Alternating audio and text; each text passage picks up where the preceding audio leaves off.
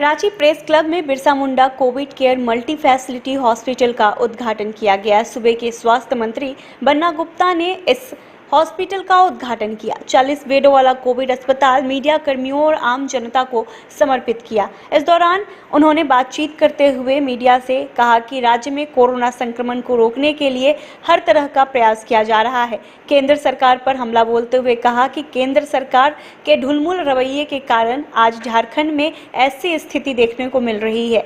Vaccine भी अलग अलग राज्यों के अनुसार झारखंड में कम उपलब्ध करवाई जा रही है। केंद्र सरकार के द्वारा जितनी मांग है उसके हिसाब से बहुत ही कम वैक्सीन आ रहा है।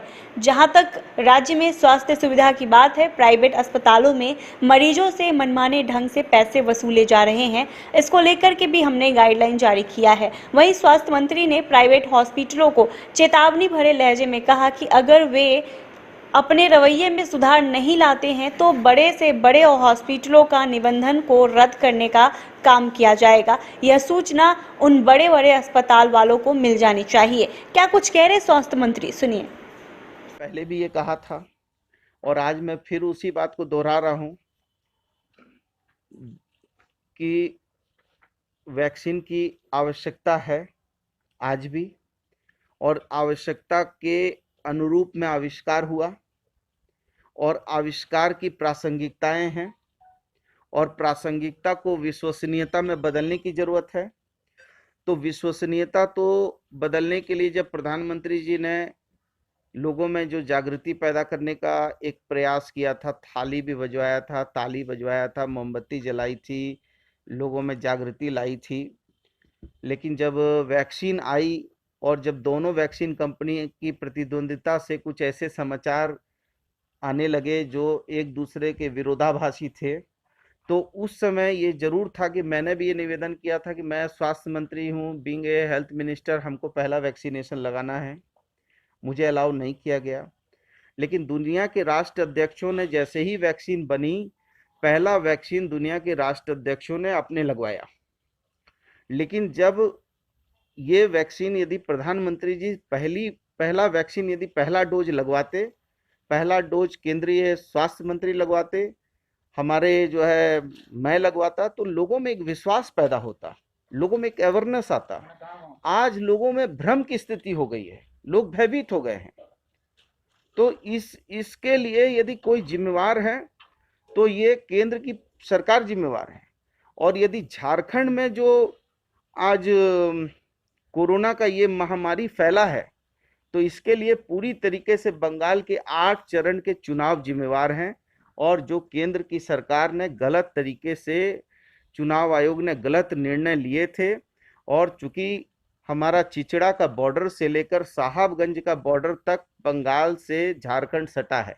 जहां 4 कदम आप उधर जाइए तो बंगाल आ जाता है, 4 कदम इधर आइए तो झारखंड आ जाता है।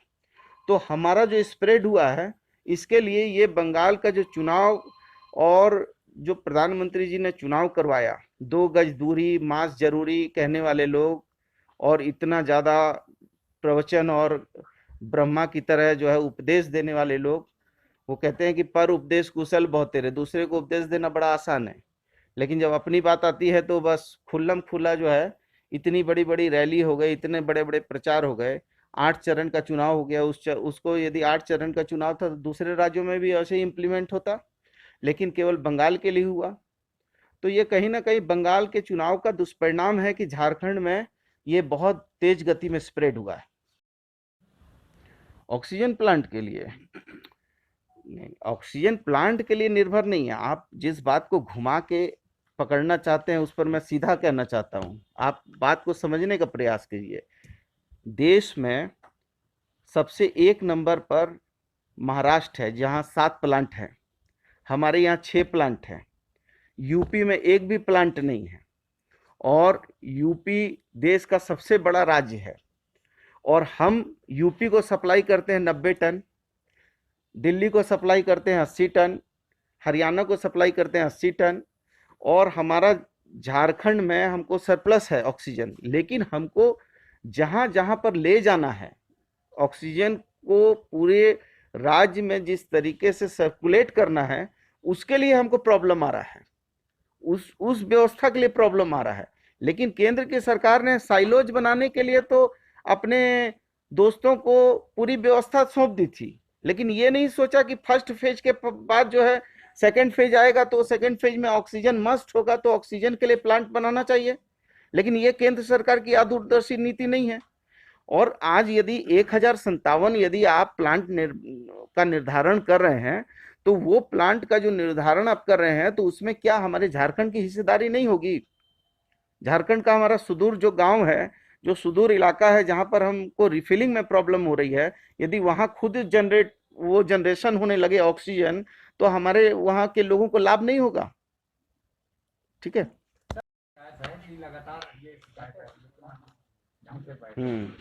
नहीं, देखिए, मैं आपको थोड़ा सा, निजी अस्पताल के लिए हम लोगों ने पहले ही टैरिफ जो है उसका निर्धारण कर दिया था। और ये बात सही है कि बहुत सारे ऐसे निजी अस्पताल हैं जो बहुत मनमानी तरीके से पैसा अर्थ दोहन कर रहे हैं, इस आपदा को भी अर्थमोचन का जरिया बना दिए हैं। और जो टैरिफ हम लोगों ने निर्धारित की थी उससे कई गुना ज़्यादा पैसा ले रहे हैं। लेकिन हम आपको विश्वास देते हैं कि यदि वो लोग ने नहीं सुधार किया, तो हम क्लिनिकल इस्टेब्लिशमेंट एक्ट में उनके निबंधन को भी रद्द करेंगे। और आप देखिएगा, आपको जल्दी सूचना मिलेगी कि हम कोई छोटे मोटे अस्पतालों का नहीं, बड़े बड़े अस्पतालों का हम निबंधन रद्द करेंगे। चूंकि ये विपदा की घड़ी है और अभी एक एक बेड हमारे लिए बहुत इम्पोर्टेंट है, एक एक बेड हमारे लिए इम्पोर्टेंट है, इसलिए वो सर पे भी चढ़ रहे हैं, हम बर्दाश्त कर रहे हैं। लेकिन बर्दाश्त की सीमा, यदि हमारे झारखंड के लोग की जान माल की सुरक्षा यदि वो नहीं करेंगे और अर्थ दोहन करते रहेंगे और हमारी बात को अनसुना करेंगे, तो हम कड़ी कार्रवाई करने से भी पीछे नहीं हटेंगे। मंत्री जी, ऑक्सीजन प्लांट के लिए